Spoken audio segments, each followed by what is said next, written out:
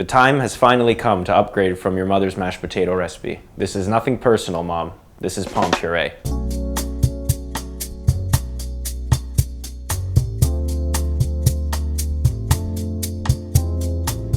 The best potatoes to use, I think, are rat potatoes. I don't have rat potatoes, so I'm using fingerling potatoes because they're similar in style. So we're gonna cook them whole with the skin on, just like this. Pop them in a pot of water, cold water, not boiling water. We're gonna start them in cool water. Season the water and turn it up to the boil and just let them cook. Let them cook all the way fully through with the skin on. It's gonna protect the flesh. It's not gonna let them get all waterlogged.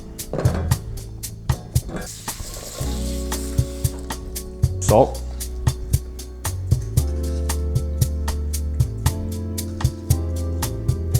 Let that go until they're cooked. Probably take 30 minutes, 40 minutes, all right? Just let it tick away.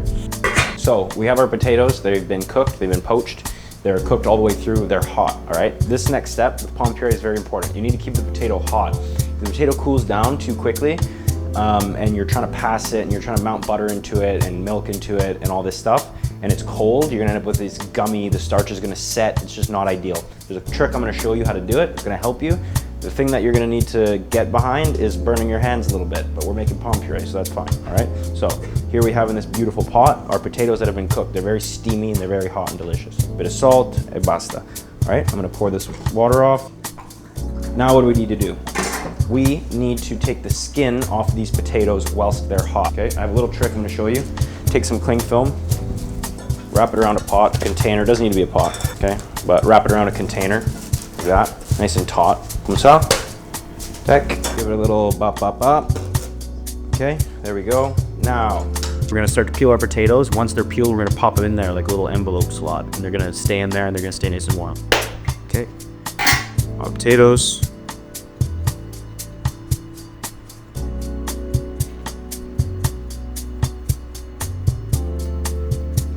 In. See? If you have gloves, use gloves. It helps.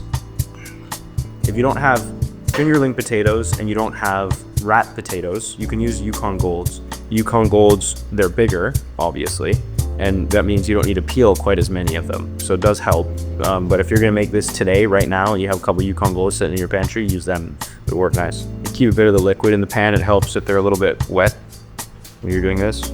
You might be sitting there at home watching this video and asking yourself, Josh, why don't you just peel the potatoes before you cook them?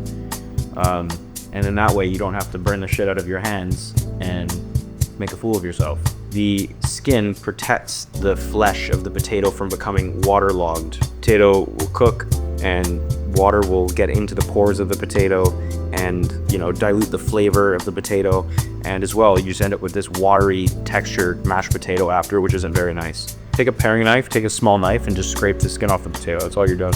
Fantastic, right? Rid the water. Now we have this beautiful pot of potatoes that have been peeled. Now what we need to do is pass them, okay? I have this beautiful Tamis sieve, okay? This is pretty strong and industrial, and it's good, it doesn't really break, all right? And what we're gonna do is put this back on top of here, and we're basically gonna sieve the potatoes back into the pot, all right?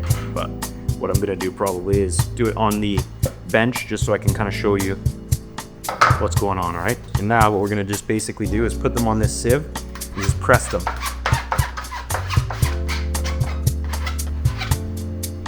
And as you press them, they're gonna go through, okay?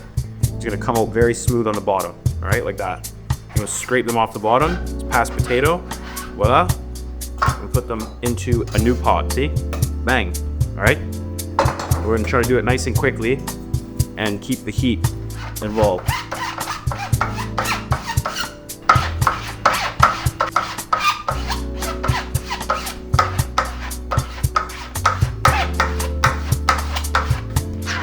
Boom.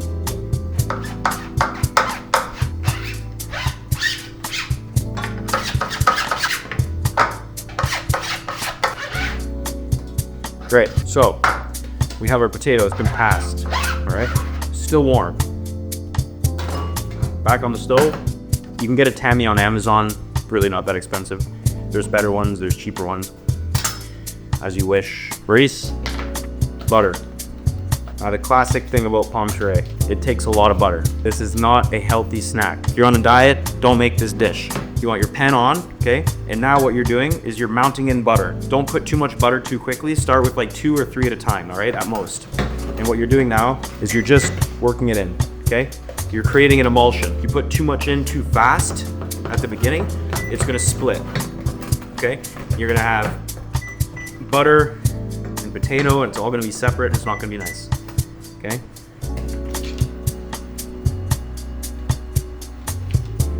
More butter.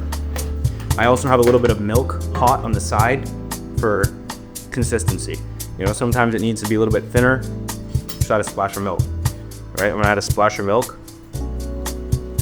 This dish was sort of made famous by a very famous French chef called Gilles Robuchon. All right.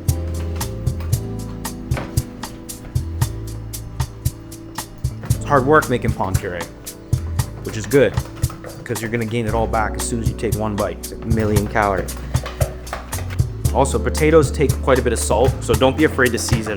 Don't be afraid to season them, you know? Some people season this with white pepper, some people season it with nutmeg. I'm just gonna keep it plain with salt, all right? You know what? I'm going for this whole stick of butter.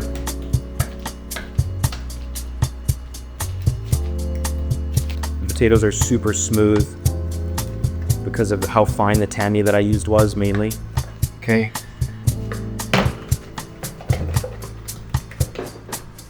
Starting to come together here, all right? You see how shiny it is. Now, it's shiny because of all the butter that's in there, mainly. But it's also shiny because it's emulsified. It's not split. It's not, you know, if you look at it. It's got this level of sheen and emulsification to it that it doesn't look like it's water. It doesn't look like there's water inside of it. It looks like potato emulsified with butter, which is exactly what it is. Okay, I'm gonna put a bit more milk, thin it out a little bit more.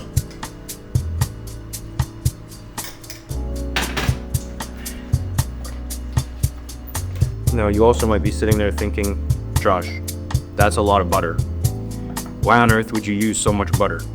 And that's a fair question, but it is what it is. You use the butter and don't ask questions. This is a special occasion type of mashed potato, all right? And when you eat it, you're gonna realize why. All right, I'm going for it. That, one more bit of milk, and we're gonna call it a day there, all right? Another pinch of salt.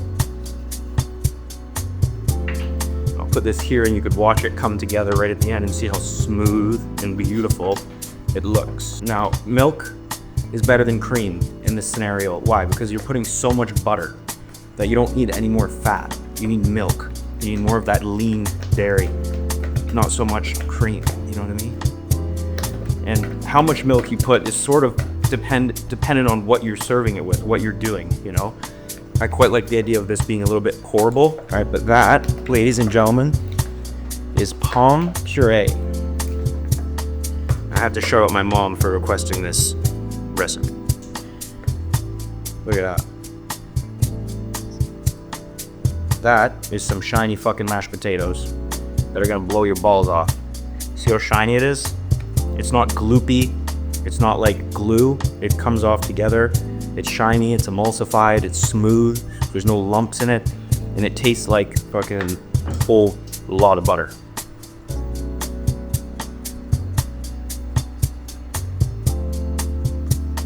That right there is pomme puree, pomme robuchon.